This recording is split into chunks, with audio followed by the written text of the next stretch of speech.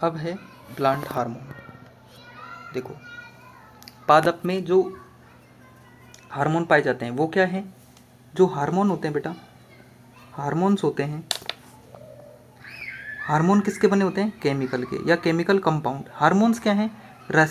रासायनिक यौगिक हैं या केमिकल कंपाउंड हैं, ठीक है, जो क्या करते हैं? प्लांट का कंट्रोल और कोऑर्डिनेशन कर रहे हैं। मैंने बोला था ना, प्लांट में नर्वस सिस्टम नहीं होता, इसलिए पादप में क्या पाए जाते हैं? हार्मोन्स पाए जाते हैं, ठीक है। हार्मोन्स ही क्या करते हैं? हार्मोन्स हैं क्या? केमिकल कंपाउंड है, रसायनों के बने हैं, ठीक है। और यही क्या करते हैं? पादप में कंट्रोल और कोऑर्डिनेशन करते हैं। यानी हार्मोन्स के द्वारा ही पादप को स्टिमुलाई दिया जाता है और उसी के टूवर्ड्स प्लांट क्या करता है? रिस्पॉन्स करता है, ठीक है। यानी पादप में जो वृद्धि होगी वो किसके अनुसार होगी? हार्मोन्स के अनुसार, ठीक है। अब देख लेते हैं। देखो, पादप में दो प्रकार के हार्मोन्स होते हैं, ठीक है। दो प्रकार के प्लांट हार्मोन होते हैं। एक तो होता है ग्रोथ प्रमोटर हार्मोन, दूसरा होता है ग्रोथ इनहिबिटर हार्मोन, ठीक है। जो प्लांट ग्रोथ प्रमोटर हार्मोन रहेंगे या ग्रोथ प्रमोटर हार्मोन रहेंगे वो क्या करते हैं? पादप की वृद्धि या पादप की लंबाई में या पादप की वृद्धि में सहायक होते हैं। और ग्रोथ इनहिबिटर हार्मोन, जब पादप की वृद्धि अत्यधिक हो जाती है तो पादप की वृद्धि को क्या करते हैं? इनहिबिट करते हैं, संदमित करते हैं, ठीक है। पादप इनहिबिटर हार्मोन कौन कौन से होते हैं? पहला ही एक ही होता है, एब्सिसिक एसिड। एब्सिसिक एसिड क्या करता है बेटा? पादप की लंबाई को या पादप की वृद्धि को क्या कर देते हैं? संदमित कर देते हैं, कम कर देते हैं। ये क्या कहलाता है? एब्सिसिक एसिड, ठीक है। फिर पढ़ते हैं हम ऑक्सिन हार्मोन। ऑक्सिन हार्मोन कहाँ पाया जाता है बेटा? कहाँ पाया जाएगा? टिप पे पाया जाएगा, जो क्या करेगा?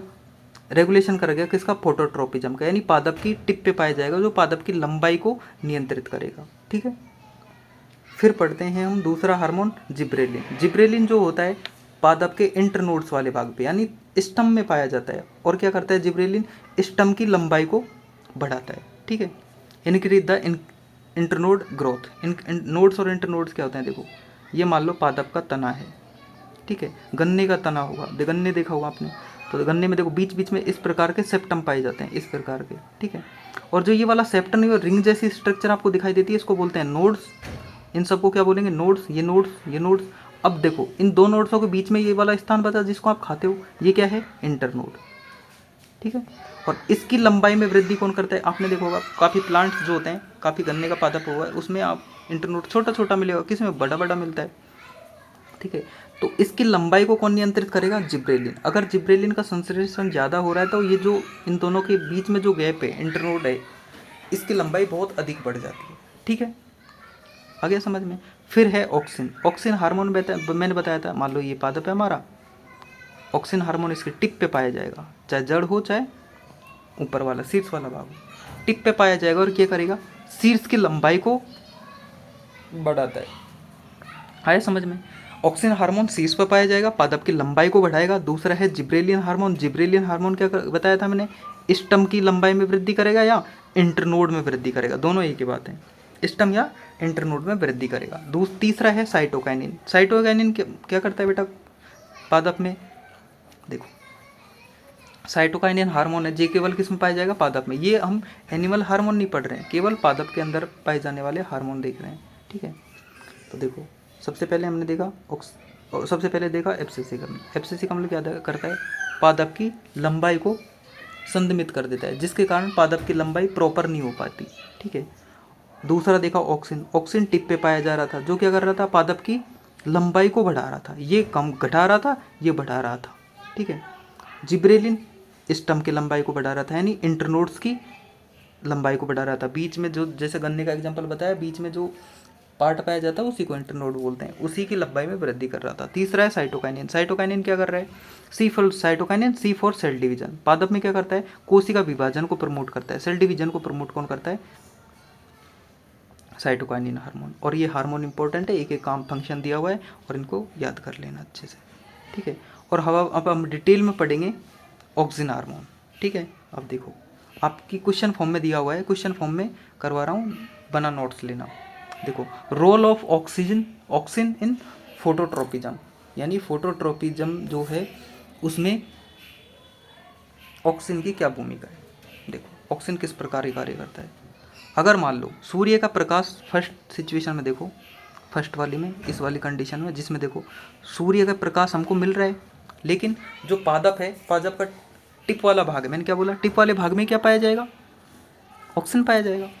पहले तो स्टार्टिंग के फेज में तो ऑक्सीजन संपूर्ण पूर्ण रूप से बिखरा हुआ था, इसमें बिखरा हुआ था, ठीक है, ऑक्सीजन वाले भाग में फैला हुआ था। जैसे ही हमको सूर्य का प्रकाश मिलता है, ये क्या करता है, शैडो की तरफ भागने लगता है। देखो प्लांट इस प्रकार रहेगा पौधा, तो इधर से क्या आएगी, सूर्य का प्रकाश आएगा, सूर्य का प्रकाश इतने आधे से हिस्से में रहेगा, आधे से हिस्से में तो शैडो बचेगी कि नहीं बचेगी। तो ऑक्सीजन हार्मोन जो होता है हमेशा शैडो की तरफ भागता है, ठीक है, जैसा कि आप पहला चित्र में दिखा रखा है, ध्यान से देखो।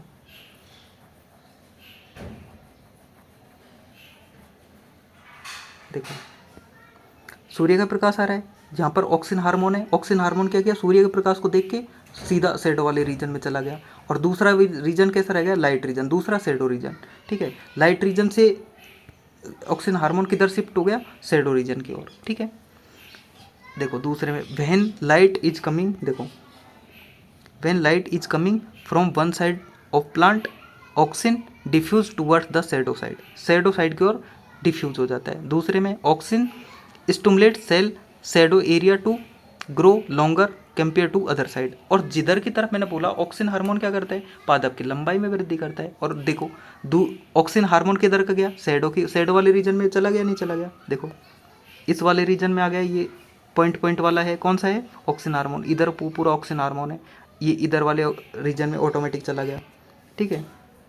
अब ऑक्सीजन हार्मोन में डॉट के रूप में दिखाया है इस चित्र में भी, देखो इस चित्र में भी डॉट के रूप में दिख रहा है, ये कौन सा है, जिस एरिया में ऑक्सीजन चला गया। और दूसरे में देखो वाइट वाला है, इधर की तरफ ऑक्सीजन खाली हो गया, दूसरी तरफ की चला गया।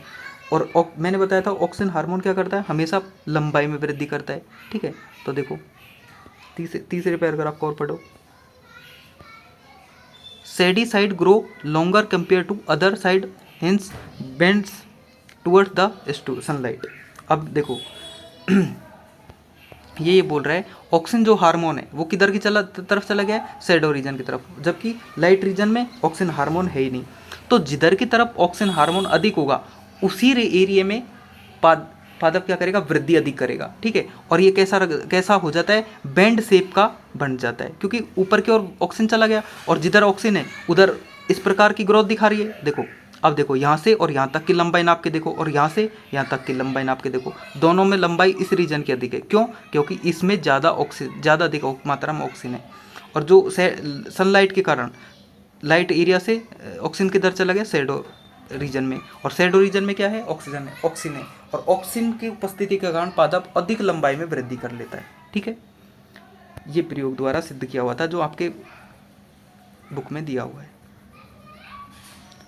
अब चलते हैं आगे पैराग्राफ, इसको एक बार अच्छे से उतार लो।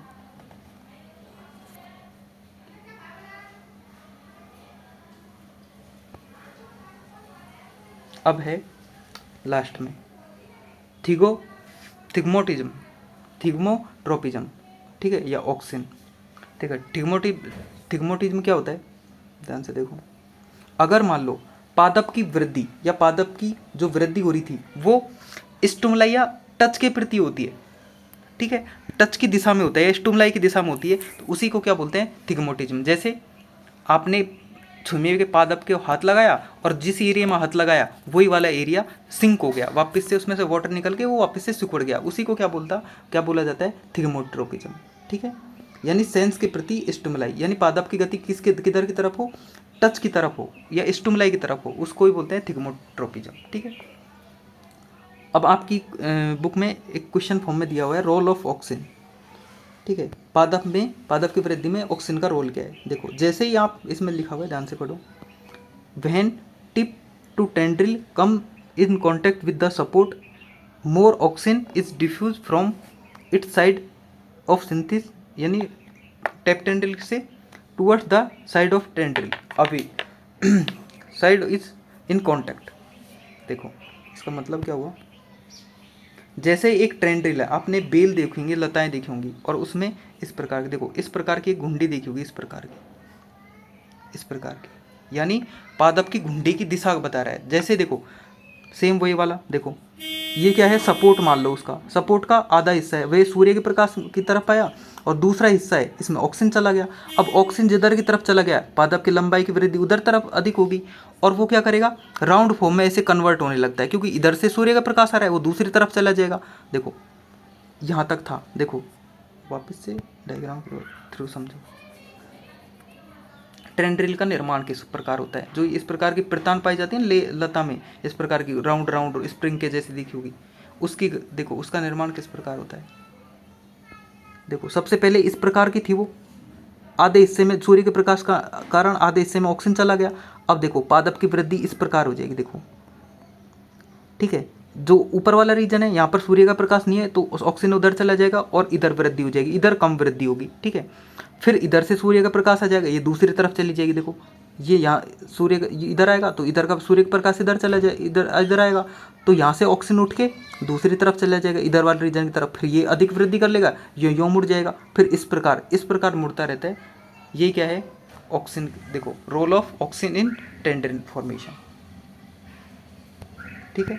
सपोर्ट की ओर सपोर्ट बना लेगा प्लांट, कौन बनाता है, महत्वपूर्ण भूमिका कौन निभाता है, ऑक्सीजन। अब आप इसको उतार लो, बाकी अगले पार्ट में।